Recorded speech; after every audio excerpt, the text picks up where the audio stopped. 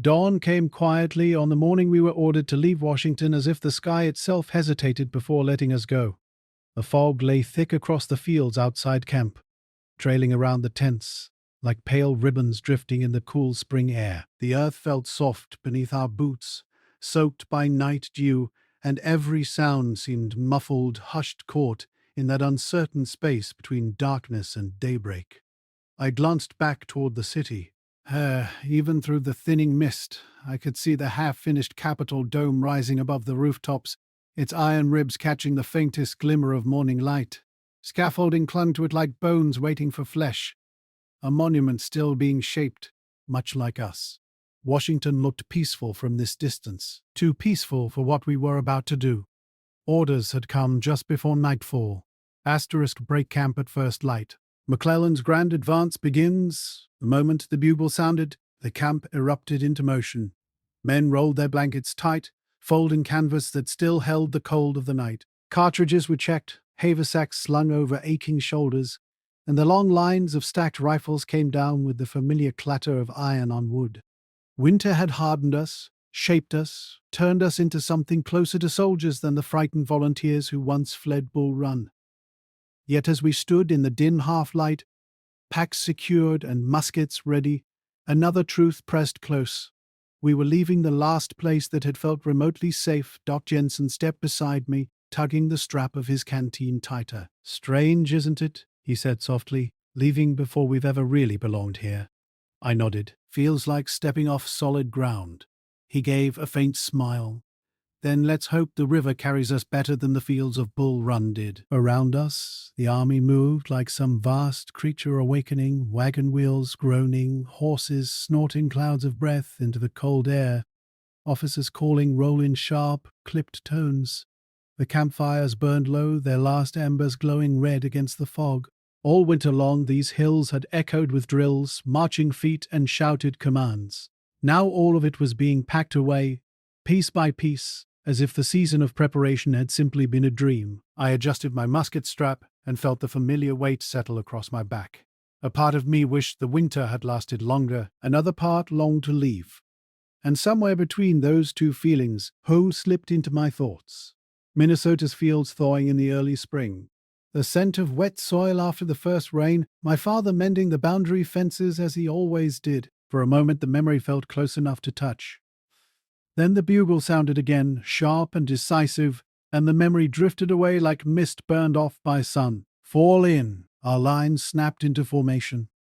Rows upon rows of blue coats stretched along the ridge bayonets, rising like steel reeds in the morning haze. The fog swirled around our feet, blurring the earth as if the world itself were uncertain of our path.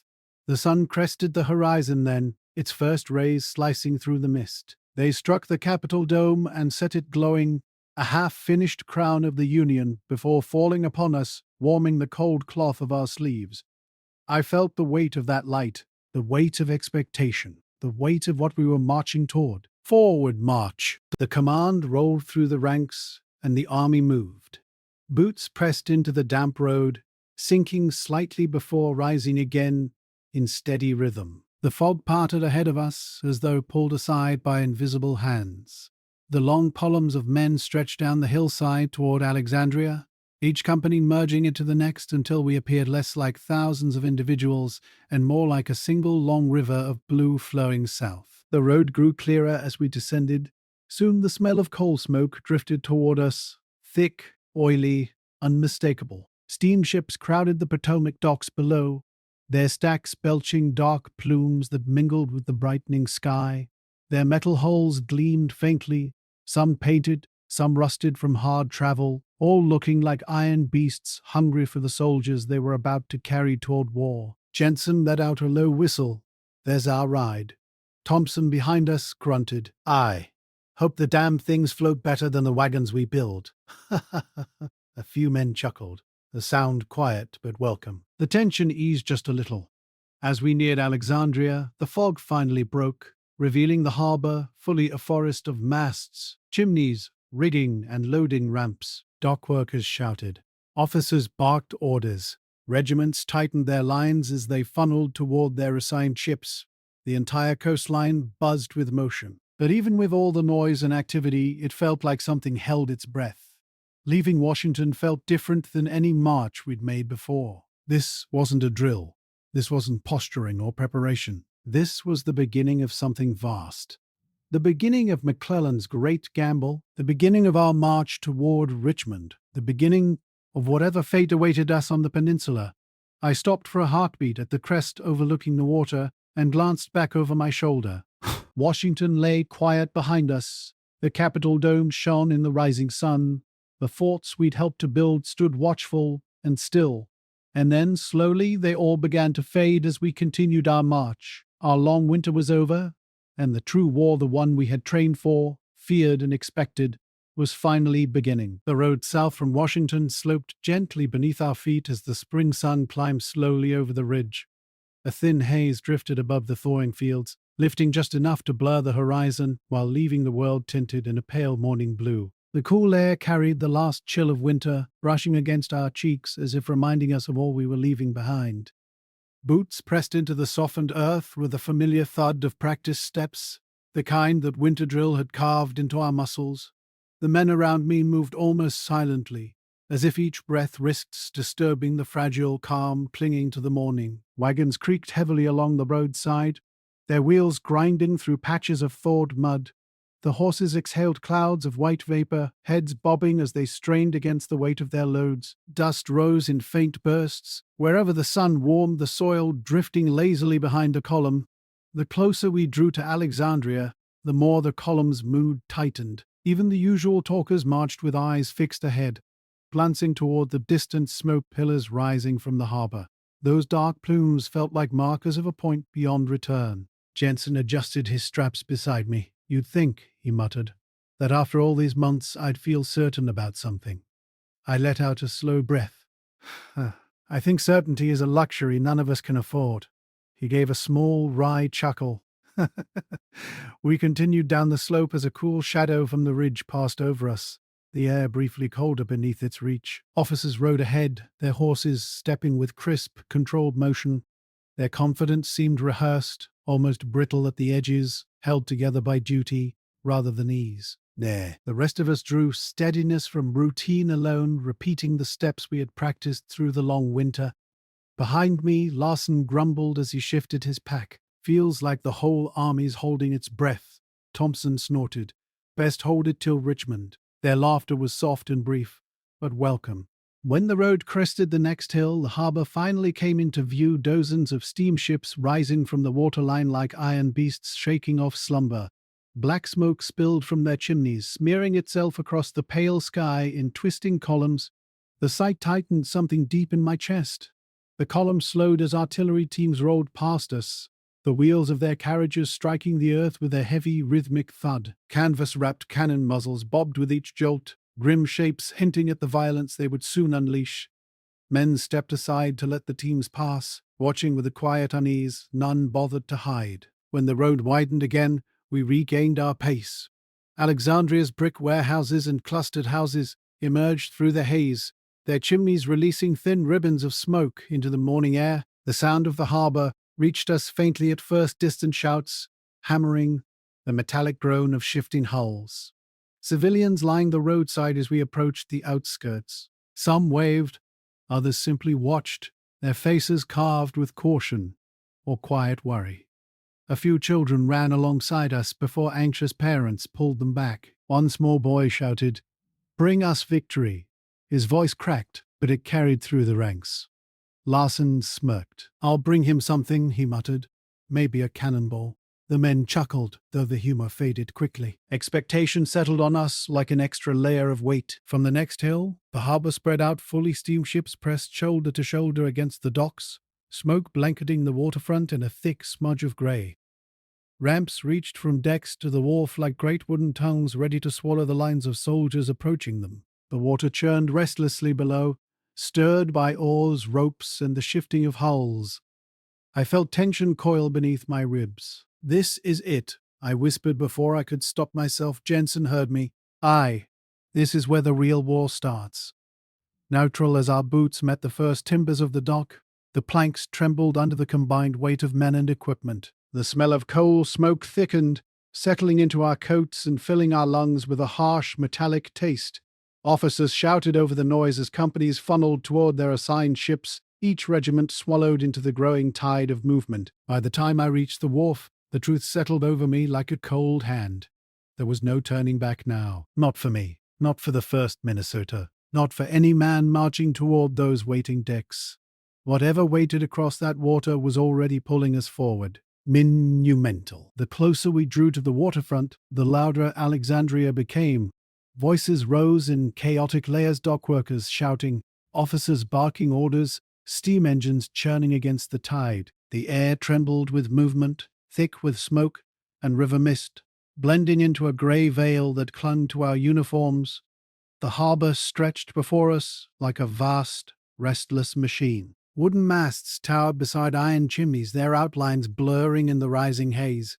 Deckhands hurried across gangways, pulling ropes taut and securing heavy crates with practiced precision. The creak and groan of shifting hulls echoed across the planks beneath our boots.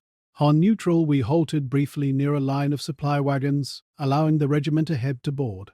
The 1st Minnesota closed ranks, the men standing shoulder to shoulder as we watched soldiers disappear up the gangway and into the belly of a steamship. Some looked eager, others pale, but all moved with the inevitability of men caught in a tide stronger than themselves. Jensen exhaled sharply beside me. Never thought I'd see the day I'd trust my life to a floating furnace. Thompson smirked. It's safer than fighting the Rebs on foot, maybe. Larson crossed his arms. I don't know. I can swim. Can't say the same for stopping a bullet. Their chatter drew a few nervous chuckles, but even humor cracked under the weight of the moment. Men shifted their gear, rubbing the straps on their packs or checking the tightness of their belts. The smell of oil and coal seeped into everything, sinking into the seams of our coats. When our turn came, the officers signaled us forward, and the column moved as one toward the gangway. My boots thudded against the wooden planks, each step vibrating faintly as the ship adjusted under the weight of boarding soldiers. Monumental. The ramp creaked, shifting ever so slightly beneath us, as if warning us of the uncertain path ahead. As I stepped onto the deck, a wave of heat washed over me from the open furnace below. The ship pulsed with life, steam hissing, gears clanking, engines rumbling deep within its iron frame.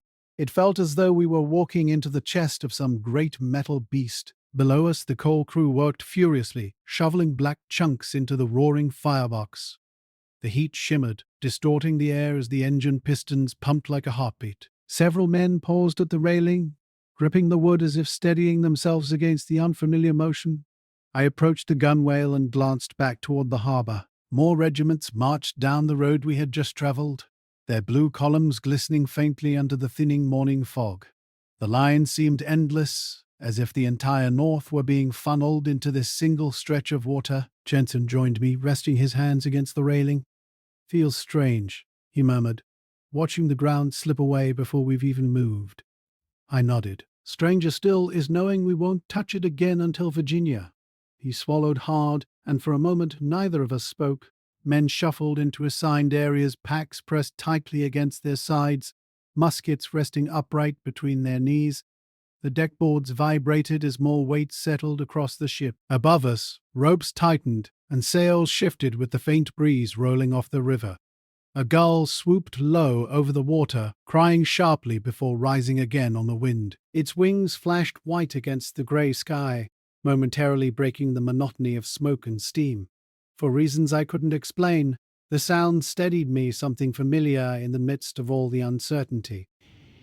When the final whistle sounded, it tore through the harbour like a scream of metal. Steam burst from the vents, rolling across the deck in thick white plumes. The ship lurched slightly, rope straining as crewmen shouted over the roar of the engine. The deck shuddered under our boots. Slowly, the shoreline began to slip away foot by foot, plank by plank, until a widening gap of water stretched between us and the dock. I felt a tightness rise in my throat, a mixture of dread and a strange, unwanted thrill. A sudden gust of wind carried the distant sound of another whistle, followed by cheers from a nearby regiment already pushing away from shore. The river filled with movement, ships shifting, lines releasing, hulls cutting through the water with heavy determination. The Army of the Potomac was no longer standing guard. It was on the move. Jensen's voice pulled me back. Too late to turn back now, he said quietly. No, I replied. Too late for that long ago. He nodded, then gripped the railing tighter as the ship gained speed. Washington remained hidden behind the ridge, but I imagined the half-finished capital still catching the morning light. The forts we had helped build stood silent now, no longer watching over us, but instead watching us depart. The city we had guarded for months was shrinking. Even if we could not see it vanish, we felt it receding with every churn of the paddle wheel. I wondered, not for the first time, whether I would ever see it again. The ship groaned as it hit the river's deeper current. The cold wind rushing across the deck carried the smell of damp wood, coal smoke, and the faint tang of open water. Ahead lay the wide sweep of the Potomac, leading us toward the Chesapeake and the long, narrow peninsula. Men settled into uneasy silence, each alone with his thoughts despite the crowd pressed shoulder to shoulder. The hum of the engine grew steadier, vibrating through the planks beneath us like a warning or a promise. Whatever waited across that stretch of water, we were now committed to meeting it. And the river, uncaring and relentless, carried us forward. The first sight of the Virginia Peninsula rose out of the morning mist like something half-formed, as if the land itself were still deciding whether to welcome or swallow us. Low marshes stretched into the distance, broken by tangled reeds and pools of still water that reflected the grey sky like sheets of glass. Beyond them, dark stands of pine and oak formed a jagged wall along the horizon, silent and watchful as our ship approached the shoreline.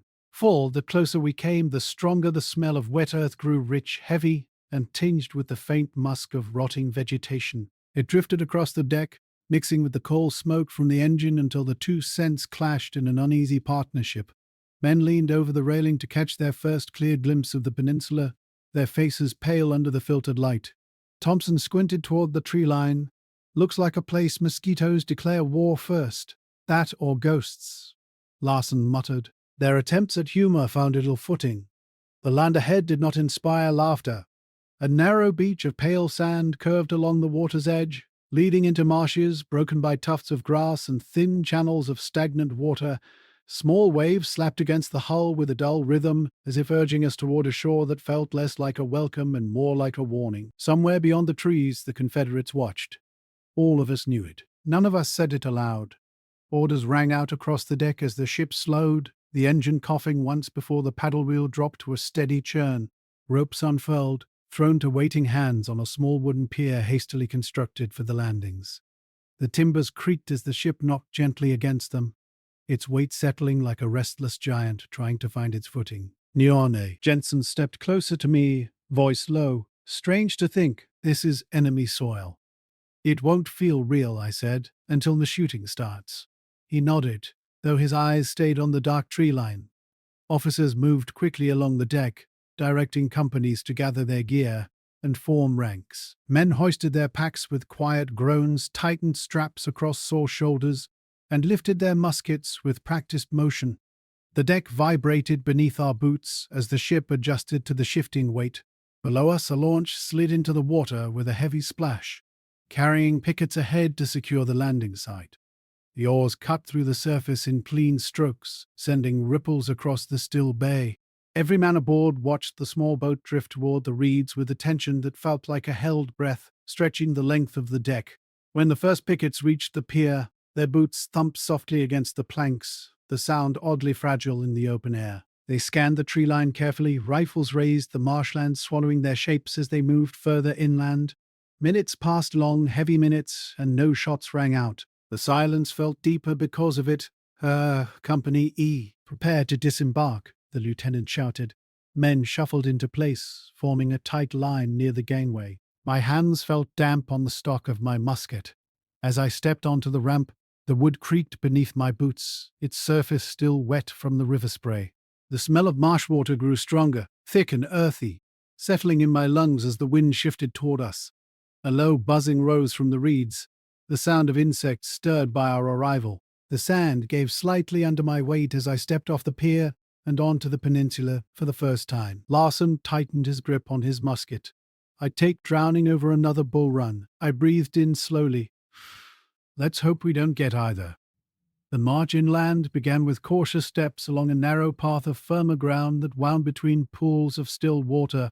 The reeds brushed against our legs, whispering as though the peninsula itself murmured secrets we were not meant to hear. Every man scanned the trees for movement, fingers tense against trigger guards.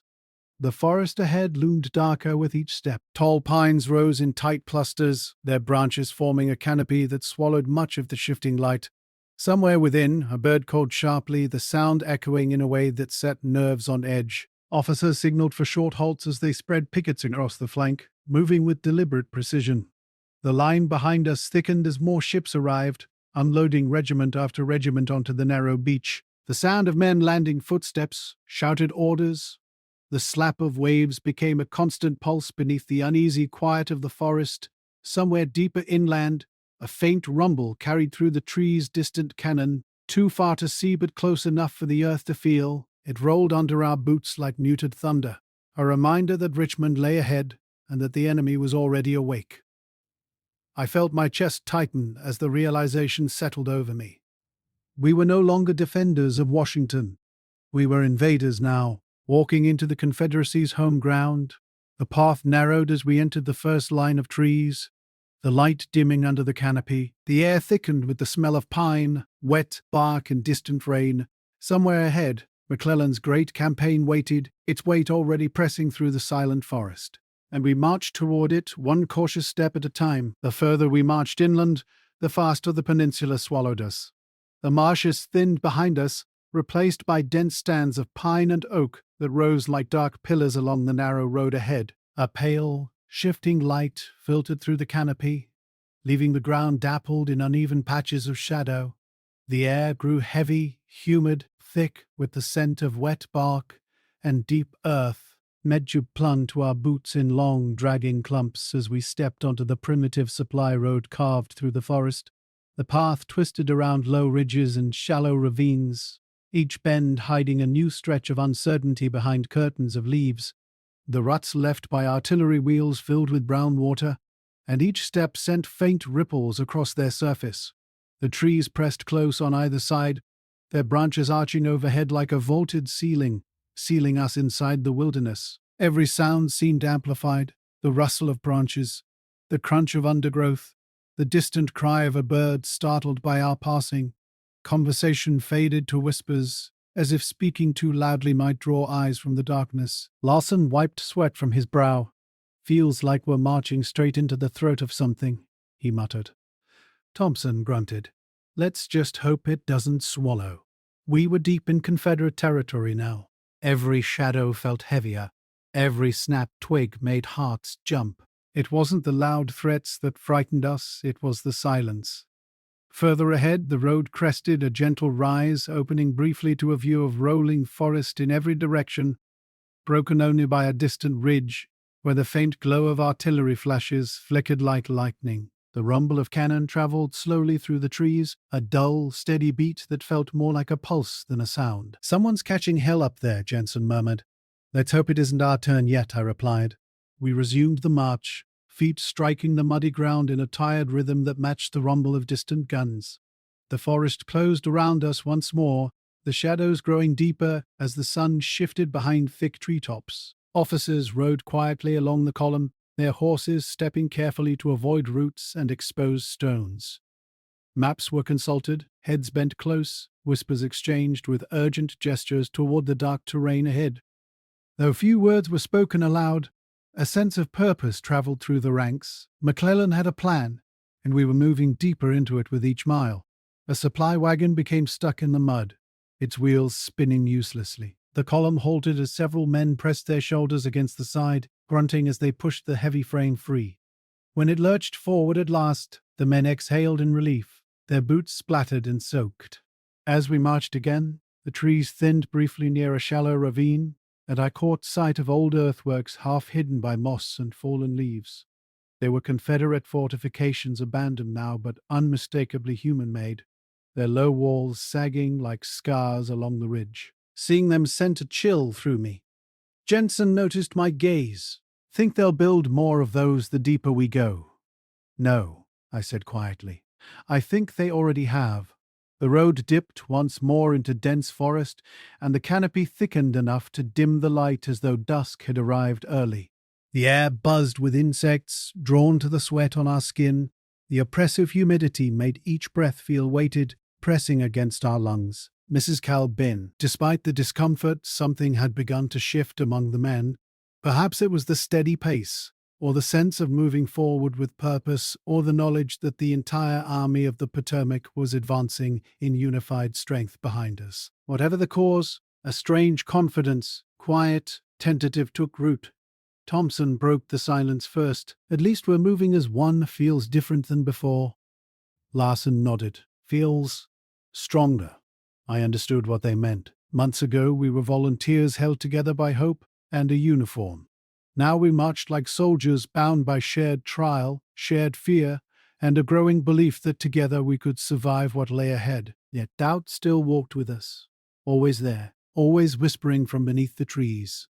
Another cannon boom rolled through the distance. Closer this time. The ground seemed to hum beneath our boots, as if the earth remembered every battle ever fought upon it. Jensen tightened his grip on his musket. Reckon we'll see action before sundown? Maybe, I said. Or maybe the Rebs are just reminding us they're watching. He snorted softly. Then they're doing a damned good job of it. If neutral afternoon wore on, the light shifting from pale gold to muted grey as clouds drifted over the canopy, our column pressed forward with slow determination, carving its way deeper into the peninsula, like a blade sliding into a sheath. Every step brought us closer to Yorktown, closer to McClellan's planned assault, and closer to whatever fate the war had decided for us. Now, but something else settled upon us too. A sense of movement that felt larger than ourselves. Larger than any regiment, larger even than the man leading us from horseback. We were part of something vast now, something unfolding step by step across the muddy roads of Virginia. And as the forest grew darker and the rumble of guns echoed more clearly, I felt the unmistakable truth rising in my chest. We were entering the heart of Virginia, and the war was waiting for us there. By late afternoon, the sky over the peninsula grew heavy with darkening clouds, its once bright light swallowed by the thick canopy and distant rolling storms. The road dipped into a shallow valley where the trees parted just enough to reveal a stretch of open land ahead, a subtle widening of the terrain that carried an eerie stillness. The air was cooler here, the breeze laced with the faint scent of rain drifting down from the gathering storm. The column slowed as officers rode ahead to survey the clearing. Men shifted their packs, grateful for a brief pause, though the relief was tempered by the unease carried on the wind. The sky flickered faintly with distant lightning, its light momentarily revealing the long ridgelines stretching toward the horizon. Thompson wiped his brow with the back of his sleeve. Storms rolling in, he murmured. As if the Rebs weren't enough, Larson let out a weary sigh. Storm might be kinder than the Rebs. A few tired chuckles followed, but the quiet soon returned, sinking into us as naturally as breath. Somewhere far ahead, beyond the next line of trees, the guns rumbled again. The sound came deeper now, resonant enough to vibrate through the soles of our boots. The Confederates were out there preparing positioning, watching us draw closer. We were closing the distance between expectation and reality with every step we took. As the march resumed, the forest grew thinner, the trees spaced wider apart, as if the land were opening its arms reluctantly to reveal the way forward. Patches of open field dotted the landscape, their grass bent by the rising wind that carried the first whispers of rain. The column stretched into a long line, blue coats rippling like a river flowing through the darkening countryside. Jensen walked beside me with a stiffness I recognized, not fear, but the tension of a man who knew fear had good reason to be present. "You ever think about Richmond?" he asked quietly. "Only in ways I'd rather not," I replied. He nodded. "Feels like a shadow we're marching toward." His words lingered with me as the day dimmed. The thought of Richmond's tall spires, fortified hills, and the heart of the Confederacy itself felt impossibly distant and uncomfortably near at the same time. It lived as an idea in our minds, a promise and a threat woven together. For months, officers and newspapers had spoken of capturing that city, of ending the war with one decisive blow, but now, stepping through the creeping dusk of the peninsula, I understood something I hadn't before. Richmond wasn't just a destination, it was a gauntlet, a test, an entire world of danger standing between us and whatever victory might look like. The road curved into another clearing, this one wider with shallow rises on either side that formed a natural bowl. Officers motioned for us to halt again as scouts disappeared into the trees, their silhouettes swallowed quickly by the shifting shadows.